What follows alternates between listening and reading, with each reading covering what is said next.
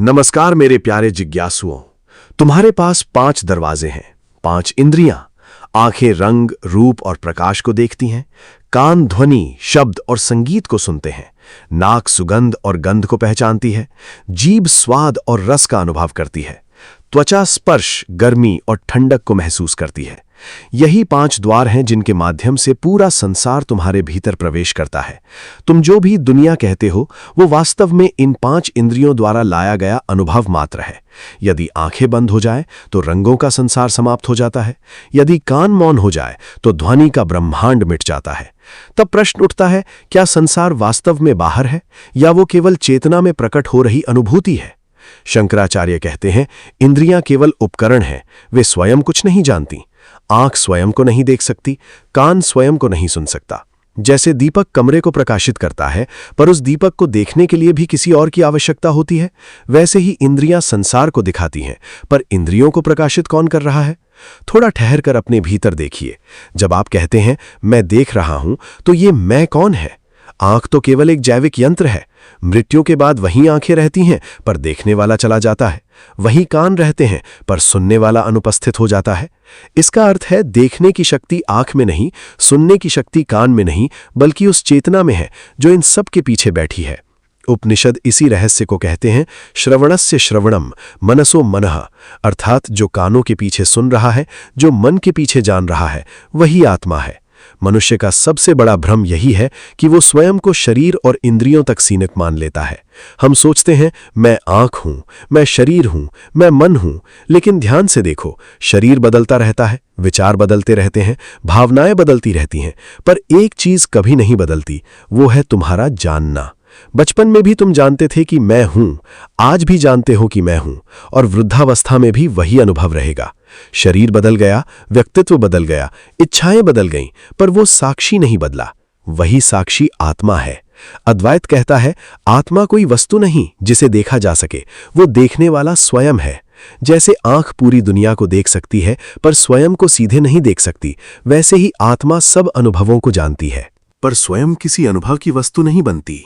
इसलिए आत्मबोध कोई नई चीज प्राप्त करना नहीं है, बल्कि उस देखने वाले को पहचानना है जो हमेशा से उपस्थित था। जब तुम फूल को देखते हो तो सामान्य व्यक्ति फूल में खो जाता है। साधक फूल से भी गहरा जाता है और पूछता है, जो इस सौंदर्य को देख रहा है वो कौन है? जब संगीत सुनाई देता है, सामान्य व्यक्ति धुन में खो जाता है, पर योगी पूछता है कि जो इस संगीत का आनंद ले रहा है उसका स्वरूप क्या है? यही प्रश्न धीरे धीरे साधना बन जाता है। संसार तब केवल भोग की वस्तु नहीं रहता, बल्कि आत्मा तक पहुंचने का द्वार बन जाता है। और यही अद्वैत की सबसे अद्भुत बात है। वो संसार को छोड़ने को नहीं कहता, बल्कि संसार के पीछे छिपी चेतना को पहचानने को कहता है। आंखों से देखो, पर देखने वाले को मत भूलो। कानों से सुनो, पर सुनने वाले को पहचानो। मन से सोचो, पर जानो कि तुम मन नहीं हो। जिस दिन ये भेद स्पष्ट हो जाता है, उसी दिन साधक भीतर से मुक्त होने लगता है। तब इंद्रियां बंधन नहीं रहती, वे ध्यान का माध्यम बन जाती हैं। तब हर ध्वनि में वही चेतना सुनाई देती है, हर चेहरे में वही आत्मा दिखाई देती है, और धीरे धीरे ये अनुभव होने लगता है कि देखने वाला, देखा जाने वाला और देखने की क्रिया तीनों अलग नहीं है, सब उसी एक अद्वैत चेतना की तरंगे हैं। आज की यात्रा इसी रहस्य की यात्रा है। बाहर की दुनिया से भीतर के साक्षी तक, इंद्रियों से आत्मबोध तक, अनुभव से उस अनुभवकर्ता तक जो कभी बदलता नहीं, कभी मिटता नहीं, और जो वास्तव में तुम्हारा सच्चा स्वरूप है। एक राजा था, चित्रवर्मन। उसके पास सब कुछ था, सुंदर महल, अद्भुत भोजन, मनमोहक संगीत, सुगंधित उद्यान और वैभव का ऐसा संसार जिसे देखकर लोग कहते, इससे अधिक सुख किसी के पास नहीं हो सकता। उसके महल में हर दिन उत्सव होता था। नर्तकियां नृत्य करती, वीणा की ध्वनि गूंजती, स्वर्ण के पात्रों में भोजन परोसा जाता और दूर दूर से कलाकार उसके दरबार में आते। परंतु धीरे धीरे राजा के भीतर एक अजीब खालीपन जन्म लेने लगा। उसने देखा, जितना अधिक वो इंद्रियों को सुख देता है, उतनी ही अधिक भीतर बेचैनी बढ़ती जाती है।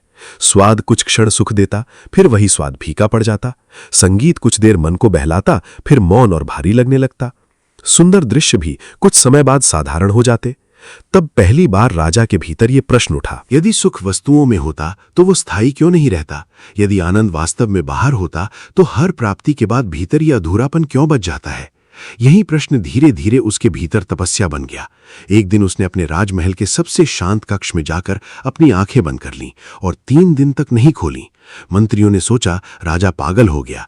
वैद्य आए, औषधियां दी गईं, मंत्र पढ़े गए, संगीत सुनाया गया, सुगंध फैलाई गई, पर राजा अचल बैठा रहा, क्योंकि पहली बार वो बाहर की दुनिया से नहीं, भीतर के रहस्य से सामना कर रहा था। तीसरे दिन शंकराचार्य वहां आए। उन्होंने राजा के पास बैठकर बहुत देर तक मौन में उसे देखा। फिर धीरे से पूछा, महाराज, आपने आंखें क्यों बंद कर लीं? राजा ने अत्यंत शांत स्वर में कहा, प्रभु, मैंने समझ लिया है कि ये आंखें संसार को दिखाती हैं पर देखने वाले को नहीं दिखाती। मैं जीवन भर रंगों में उलझा रहा, पर उस चेतना को नहीं जान पाया जो इन रंगों को देखती है। मैं उस दृष्टा को जानना चाहता हूं जो इन आंखों के पीछे बैठा है। यह सुनकर शंकराचार्य मुस्कुराए, क्योंकि यही वो क्षण था जब एक भोगी राजा साधक बन रहा था। उन्होंने कहा, राजन, तुम सही मार्ग पर हो। संसार को देखने के लिए आंखें चाहिए, पर स्वयं को देखने के लिए आंखें बंद करनी पड़ती हैं, क्योंकि आत्मा कोई दृश्य नहीं है, उसे आंखों से नहीं देखा जा सकता। वो तो स्वयं देखने की शक्ति है। जिस प्रकार दीपक दूसरों को प्रकाशित करता है, पर स्वयं को प्रकाशित करने के लिए किसी दूसरे दीपक की आवश्यकता नहीं होती, वैसे ही आत्मा सब अनुभवों को प्रकाशित करती है, पर स्वयं किसी अनुभव की वस्तु नहीं बनती। फिर शंकराचार्य ने राजा से कहा, मनुष्य का पूरा जीवन बाहर बहता रहता है। इंद्रियां निरंतर बाहर दौड़ती हैं, आंखें रूपों के पीछे भागती हैं, कान ध्वनियों के पीछे, जीभ स्वादों के पीछे और मन इच्छाओं के पीछे। इसलिए मनुष्य स्वयं से दूर होता चला जाता है। वो संसार को जान लेता है, पर स्वयं को नहीं जान पाता। उपनिषद कहते हैं, परमात्मा ने इंद्रियों को बाहर की ओर बनाया है, इसलिए मनुष्य बाहर देखता है, पर कोई विरला साधक ही अपनी दृष्टि को भीतर मोड़ता है और आत्मा को देखता है।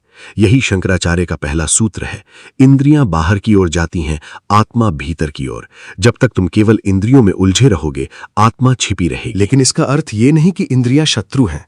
अद्वैत इंद्रियों का विरोध नहीं करता, वो आसक्ति का विरोध करता है। जैसे नाव नदी पार करने के लिए आवश्यक है, वैसे ही इंद्रियां भी संसार में जीने के लिए आवश्यक है। नाव को नकारो मत, पर नाव को ही अपना घर मत बना लो। यदि कोई व्यक्ति नदी पार करने के बाद भी नाव को सिर पर उठाकर घूमता रहे, तो वो मूर्ख कहलाएगा। उसी प्रकार जो व्यक्ति जीवन भर केवल इंद्रियों के सुखों में अटका रहता है, वो आत्मा के किनारे तक कभी नहीं पहुंच पाता। इंद्रियां साधन है, साध्य नहीं। वे द्वार हैं, मंजिल नहीं। आंखों का उद्देश्य केवल संसार को देखना नहीं, बल्कि अंततः उस चेतना तक पहुंचना है जो देखने के पीछे छिपी है। कानों का उद्देश्य केवल ध्वनि सुनना नहीं, बल्कि उस मौन को पहचानना है जिसमें सारी ध्वनियां जन्म लेती हैं और विलीन हो जाती हैं। और जब साधक ये समझने लगता है, तब संसार बदलने नहीं लगता, उसकी दृष्टि बदलने लगती है। वही महल, वही लोग, वही ध्वनियां रहती हैं, पर भीतर एक साक्षी जागने लगता है। तब मनुष्य अनुभवों में खोता नहीं, उन्हें देखता है। तब इंद्रियां बंधन नहीं रहती, वे ध्यान का मार्ग बन जाती हैं। और धीरे धीरे साधक उस किनारे के निकट पहुंचने लगता है जहां केवल शांति है, केवल चेतना है, केवल वो अद्वैत सत्य है जो न बाहर है न भीतर, बल्कि सबके पीछे मौन रूप से उपस्थित है। शंकराचार्य का सबसे शक्तिशाली और सबसे व्यावहारिक सूत्र है दृक् दृश्य विवेक, अर्थात देखने वाले और दिखने वाले का विवेक। यदि कोई साधक केवल इस एक सूत्र को गहराई से समझ ले, तो उसके जीवन की आधी उलझनें उसी क्षण समाप्त हो सकती हैं। क्योंकि मनुष्य का सारा दुख इसी भ्रम से पैदा होता है कि वो स्वयं को उस चीज के साथ जोड़ लेता है जो बदल रही है, जो दिखाई दे रही है, जो अनुभव की जा रही है। अद्वैत कहता है जो दिख रहा है वो तुम नहीं हो, जो बदल रहा है वो तुम नहीं हो, तुम वो हो जो सब परिवर्तनों को देख रहा है। यही विवेक आत्मा और संसार के बीच का सबसे सूक्ष्म अंतर स्पष्ट करता है।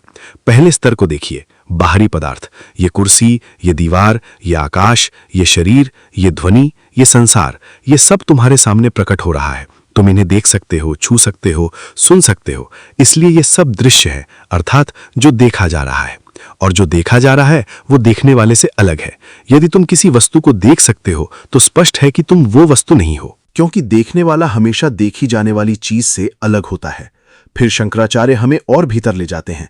वे कहते हैं केवल बाहरी वस्तुएं ही दृश्य नहीं है, इंद्रियां भी दृश्य हैं। आंखें जिनसे तुम संसार देखते हो वे भी दिखाई देती हैं। सर्जन आंख का ऑपरेशन कर सकता है, वैज्ञानिक उसका अध्ययन कर सकता है।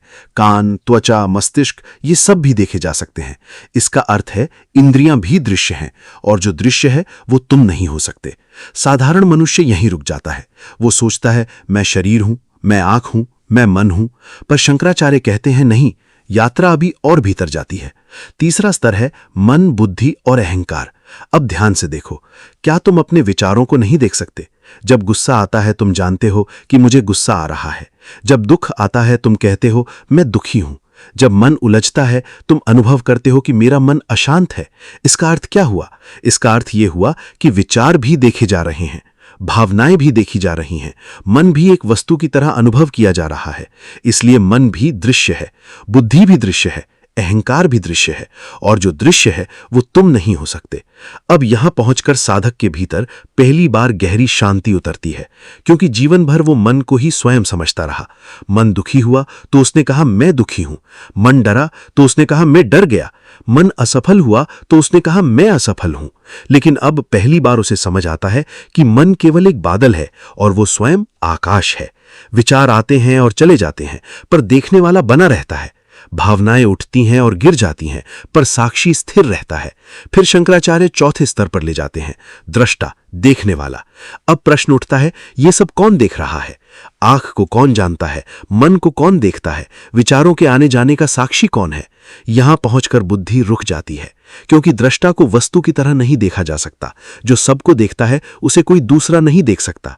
जैसे आंख सबको देखती है पर स्वयं को सीधे नहीं देख सकती, जैसे चाकू सबको काट सकता है पर स्वयं को नहीं काट सकता, वैसे ही आत्मा सब अनुभवों को जानती है पर स्वयं किसी अनुभव की वस्तु नहीं बनती। यही कारण है कि शंकराचार्य कहते हैं, दृष्टा कभी दृश्य नहीं हो सकता। आग सबको जला सकती है पर स्वयं नहीं जलती। सूरज सबको प्रकाश देता है पर स्वयं अंधकार का अनुभव नहीं करता। उसी प्रकार आत्मा सब अनुभवों को प्रकाशित करती है पर स्वयं किसी अनुभव का विषय नहीं बनती। और यही अद्वैत चेतना का रहस्य है। तुम शरीर नहीं हो क्योंकि शरीर को तुम देख सकते हो। तुम मन नहीं हो क्योंकि मन को तुम जान सकते हो।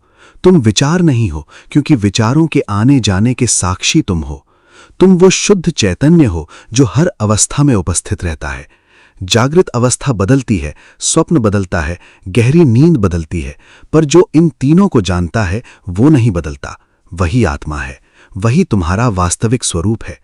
जब ये अनुभव गहराने लगता है तब मनुष्य संसार से भागता नहीं बल्कि उसके भीतर स्वतंत्र हो जाता है।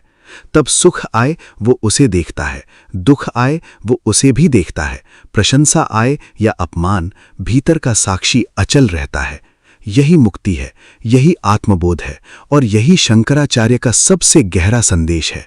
तुम वो नहीं हो जो दिखता है, तुम वो हो जो देखता है, और जो देखता है वही शुद्ध आत्मा है, वही ब्रह्म है, वही अद्वैत चेतना है। एक शिष्य था गंधप्रिय। उसे फूलों की सुगंध से बहुत प्रेम था। वो घंटों बगीचों में बैठा रहता, कभी कमल की महक में खो जाता, कभी चमेली की सुगंध में।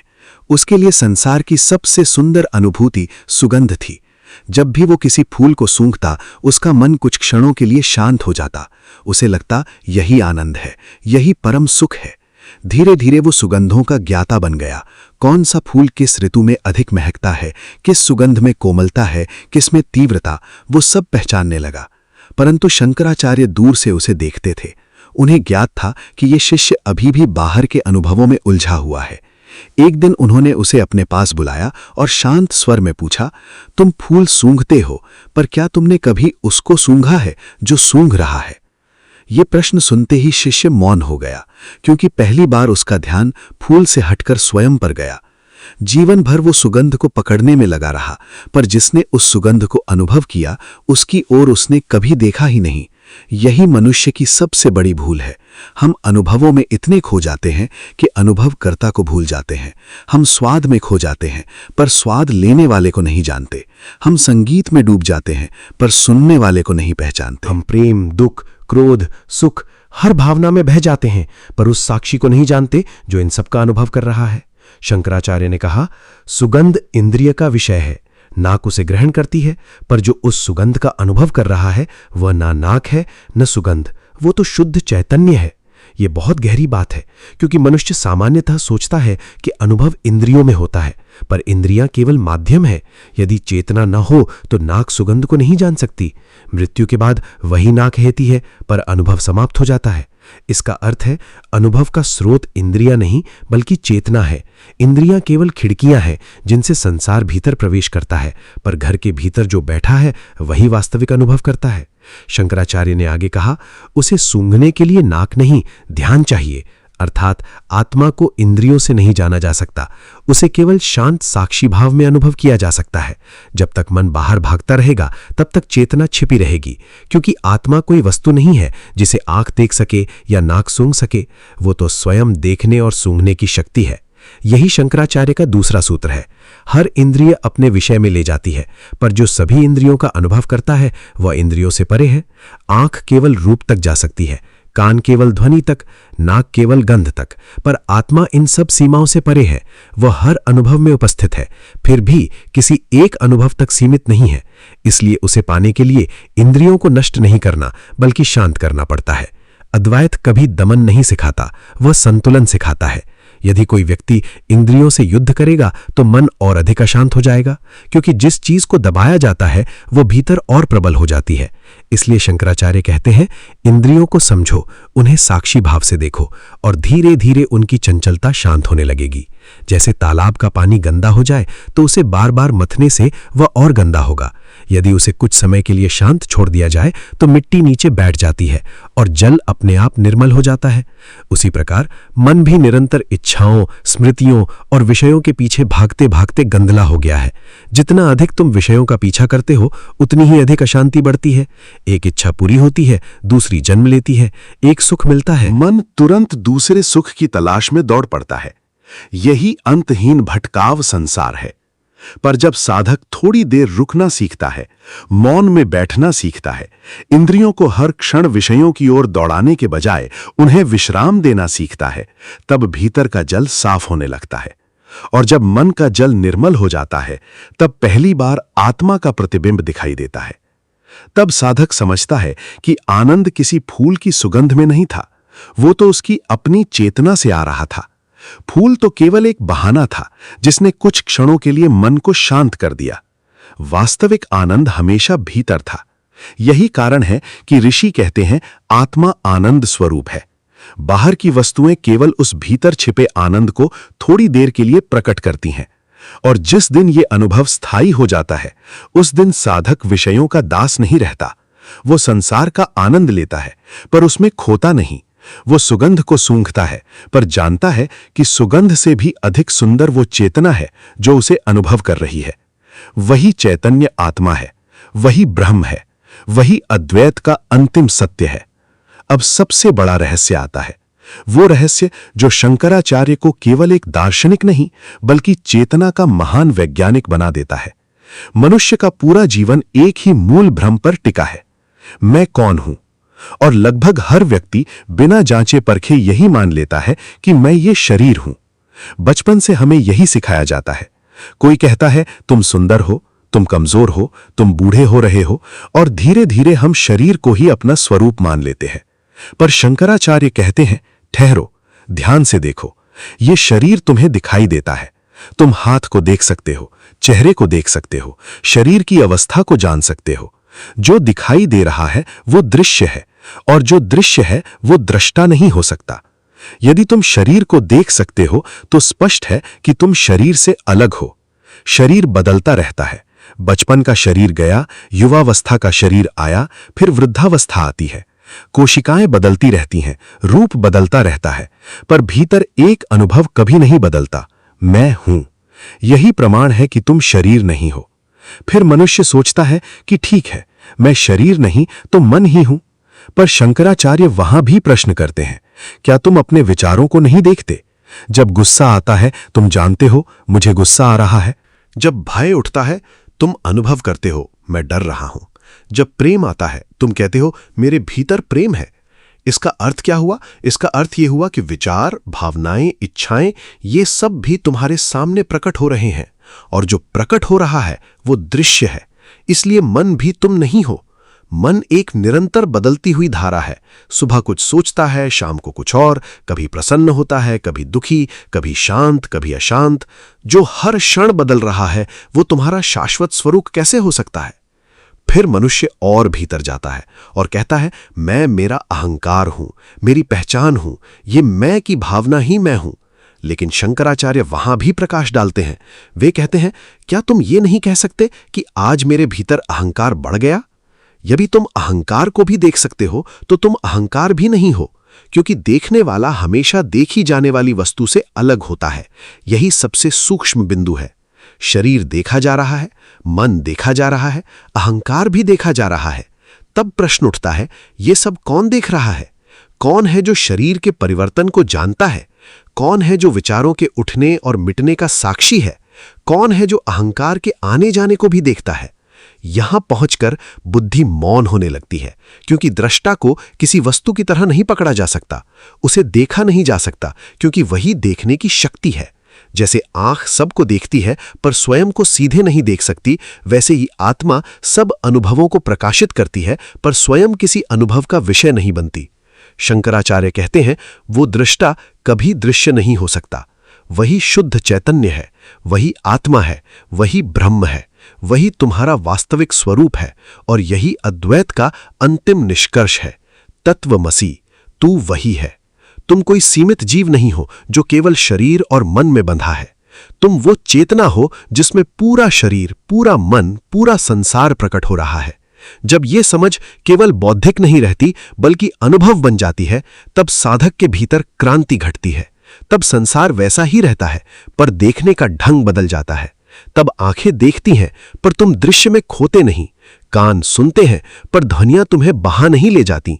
सुख आता है, तुम उसे देखते हो। दुख आता है, तुम उसका भी साक्षी बने रहते हो। तब इंद्रियां तुम्हें घसीटती नहीं, तुम उन्हें दिशा देते हो।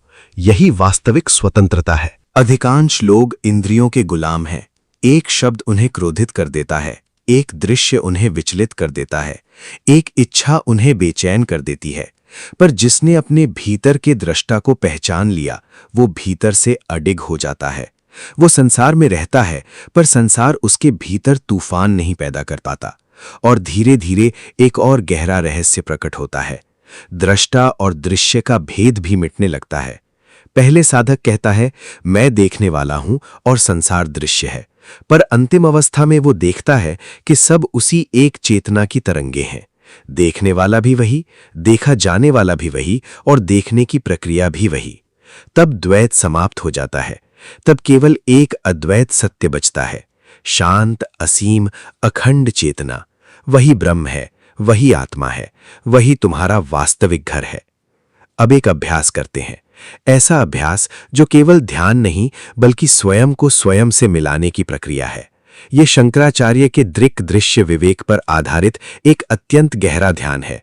इसका उद्देश्य मन को रोकना नहीं बल्कि ये दिखाना है कि तुम मन नहीं हो। इसका उद्देश्य संसार से भागना नहीं बल्कि ये पहचानना है कि संसार को देखने वाला कौन है। ये केवल 7 मिनट का अभ्यास है, पर यदि इसे प्रतिदिन किया जाए तो धीरे धीरे तुम्हारी चेतना इंद्रियों के शोर से उठकर साक्षी की शांति में प्रवेश करने लगेगी। याद रखो, ये कोई कल्पना नहीं है, ये अपने वास्तविक स्वरूप की ओर लौटने की यात्रा है। पहले 2 मिनट बाहरी दृश्यों को देखो, अपनी आंखें खुली रखो, अपने आसपास जो कुछ भी है उसे बिना किसी निर्णय के देखो। दीवार, कुर्सी, दीपक, खिड़की, आकाश, छत, बस देखो। सामान्यतः जब तुम देखते हो तो मन तुरंत नाम देने लगता है, ये सुंदर है, ये पुराना है, ये मेरा है। पर अभी केवल देखो, केवल साक्षी बनो। अब अपने भीतर धीरे से कहो, ये सब दृश्य है, मैं इसे देख रहा हूं। ये बहुत साधारण वाक्य लगता है, पर यही विवेक का आरंभ है। क्योंकि जैसे ही तुम कहते हो मैं इसे देख रहा हूं, उसी क्षण तुम दृश्य से अलग हो जाते हो। वस्तुएं बदल सकती हैं पर देखने वाला स्थिर रहता है। कुछ क्षण इसी अनुभव में रुको। महसूस करो कि संसार तुम्हारे सामने प्रकट हो रहा है और तुम उसके साक्षी हो। अब धीरे धीरे आंखें बंद करो। अगले 2 मिनट शरीर को दृश्य की तरह देखो। अपने हाथों को महसूस करो, पैरों को महसूस करो। शरीर की गर्मी, धड़कन, श्वास, सबको महसूस करो। पर इस बार एक सूक्ष्म परिवर्तन करो। शरीर को मैं मत कहो, उसे ऐसे देखो जैसे वो भी एक दृश्य है। अपने भीतर कहो, ये शरीर दृश्य है, मैं इसे अनुभव कर रहा हूं, पर यह मैं नहीं हूं। ये सुनते ही भीतर थोड़ी बेचैनी आ सकती है, क्योंकि पूरी जिंदगी तुमने शरीर को ही मैं माना है। पर ध्यान से देखो, शरीर हर क्षण बदल रहा है।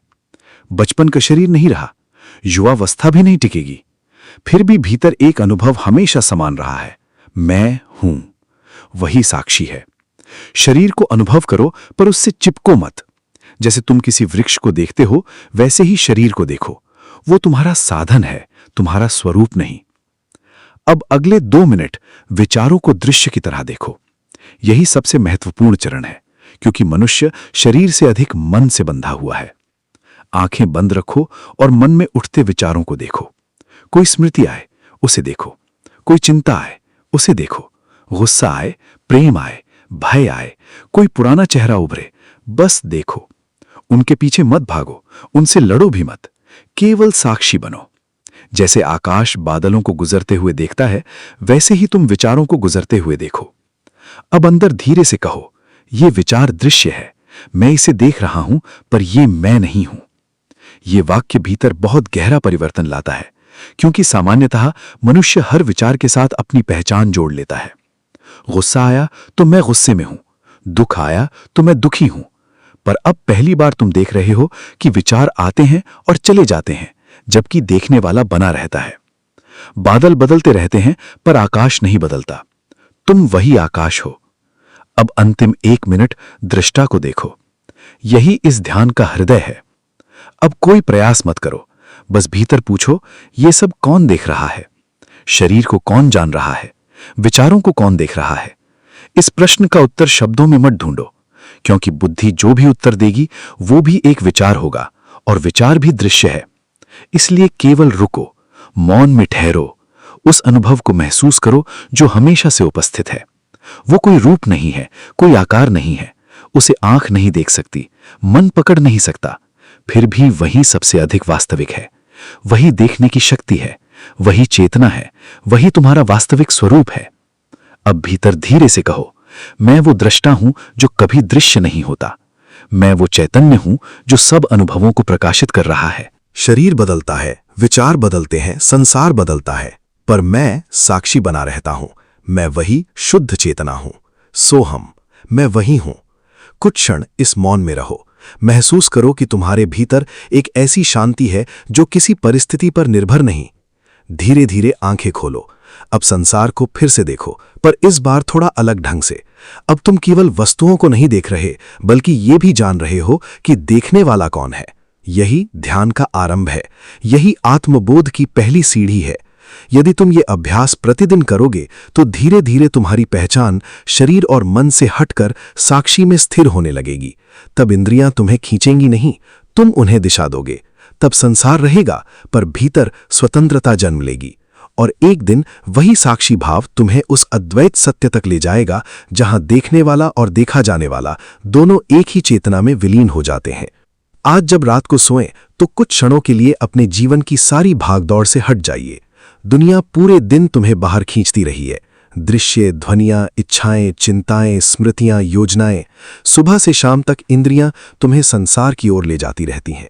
आंखें कुछ देखना चाहती हैं, कान कुछ सुनना चाहते हैं, मन कुछ पाना चाहता है, और धीरे धीरे मनुष्य इतना बाहर बहने लगता है कि स्वयं को भूल जाता है। इसलिए आज रात सोने से पहले अपने भीतर लौटना, अपने कमरे की शांति में कुछ क्षण बैठना, आंखें बंद करना और धीरे धीरे अपने भीतर कहना कि मैं आंखों से देखता हूं पर आंख नहीं हूं। इस वाक्य को केवल शब्द की तरह मत बोलना, उसे महसूस करना। याद करना कि आंखें बचपन से बदलती रही हैं, उनका दृष्टिकोण बदलता रहा पर देखने वाला नहीं बदला। फिर कहना, मैं कानों से सुनता हूं पर कान नहीं हूं। ध्वनियां आती हैं और चली जाती हैं, कभी प्रशंसा सुनाई देती है, कभी आलोचना, कभी मधुर संगीत, कभी कठोर शब्द, पर जो इन सब को सुन रहा है वो हर ध्वनि के पीछे स्थिर बना रहता है। फिर भीतर कहना, मैं मन से सोचता हूं पर मन नहीं हूं। यही सबसे गहरी साधना है, क्योंकि मनुष्य का सबसे बड़ा भ्रम मन के साथ अपनी पहचान जोड़ लेना है। कोई विचार उठता है और हम कहते हैं कि यही मैं हूं। कोई भावना आती है और हम उसी में बह जाते हैं। पर आज पहली बार ये देखना कि विचार बदलते रहते हैं, भावनाएं बदलती रहती हैं, इच्छाएं बदलती रहती हैं, पर जो उन्हें देख रहा है वो नहीं बदलता। वही साक्षी है, वही चैतन्य है। फिर धीरे से कहना, मैं वो हूं जो सब देख रहा है, सुन रहा है, जान रहा है। वही आत्मा है, वही ब्रह्म है, वही मैं हूं। जब ये वाक्य भीतर उतरने लगता है तब साधना केवल दर्शन नहीं रहती, अनुभव बनने लगती है। तब पहली बार मनुष्य समझता है कि आत्मबोध कोई नई उपलब्धि नहीं है, ये तो केवल उस सत्य को पहचानना है जो हमेशा से उपस्थित था। शंकराचार्य का अंतिम संदेश यही है, इंद्रियों का उपयोग करो पर उनके गुलाम मत बनो, क्योंकि इंद्रियां स्वयं समस्या नहीं है, समस्या है उनसे चिपक जाना। आंखें संसार को देखने के लिए हैं, उसमें खो जाने के लिए नहीं। कान ध्वनि सुनने के लिए हैं, हर शब्द के दास बनने के लिए नहीं। मन सोचने का साधन है, स्वयं को उसी तक सीमित कर लेने के लिए नहीं। संसार को नकारना अद्वैत नहीं है, संसार में खो जाना भी अद्वैत नहीं है। अद्वैत का अर्थ है संसार के बीच रहते हुए भी अपने भीतर के साक्षी में जागना। जैसे कमल जल में रहता है पर जल उसे भिगो नहीं पाता, वैसे ही ज्ञानी संसार में रहता है पर संसार उसके भीतर बंधन नहीं बन पाता। शंकराचार्य कहते हैं, इंद्रियों से सीखो, क्योंकि वे तुम्हें दिखाती हैं कि हर अनुभव अस्थायी है, हर दृश्य बदलता है, हर ध्वनि मिट जाती है, हर स्वाद समाप्त हो जाता है। और जब साधक ये देख लेता है कि सब बदल रहा है, तब उसका ध्यान स्वाभाविक रूप से उस ओर मुड़ता है जो कभी नहीं बदलता। वही दृष्टा है, वही आत्मा है। धीरे धीरे इंद्रियों के पार जाओ, उन्हें दबाकर नहीं बल्कि उन्हें समझकर। जैसे नदी धीरे धीरे समुद्र में विलीन हो जाती है, वैसे ही ध्यान धीरे धीरे मन को साक्षी में विलीन कर देता है। तब भीतर एक ऐसी शांति जन्म लेती है जो किसी परिस्थिति पर निर्भर नहीं होती। तब आनंद किसी वस्तु से नहीं आता, वो भीतर से फूटने लगता है। यही आत्मबोध है, यही अद्वैत चेतना है। और जब साधक उस अवस्था को छूने लगता है, तब उसके लिए संसार बदल नहीं जाता बल्कि देखने की दृष्टि बदल जाती है। तब हर चेहरा उसी एक चेतना का रूप दिखाई देता है, हर ध्वनि उसी मौन से निकलती हुई प्रतीत होती है, हर अनुभव उसी एक ब्रह्म की तरंग बन जाता है। तब द्वैत धीरे धीरे मिटने लगता है, मैं और दूसरा का भेद कमजोर पड़ने लगता है और अंततः केवल एक ही सत्य बचता है, अखंड चेतना। इसलिए आज रात जब तुम सोने जाओ तो कुछ क्षणों के लिए अपने भीतर उस मौन को सुनना, धीरे धीरे सोहम सोहम सोहम की ध्वनि को महसूस करना। इसका अर्थ है मैं वही हूं, वही अनंत चेतना, वही ब्रह्म, वही शुद्ध साक्षी। फिर उस मंत्र को भी मौन में विलीन हो जाने देना, क्योंकि अंतिम सत्य शब्दों से परे है। और जब सब शब्द शांत हो जाते हैं तो जो बचता है वही तुम हो। हम फिर मिलेंगे अगले एपिसोड में। तब तक बाहर देखने की आदत को थोड़ा कम करो और भीतर देखना शुरू करो, क्योंकि जिसे तुम जीवन भर बाहर खोजते रहे, वो देखने वाला स्वयं तुम्हारे भीतर बैठा है। वही तुम्हारा वास्तविक स्वरूप है, वही परमात्मा है, वही तुम हो। धन्यवाद। हरिओम तत्सत।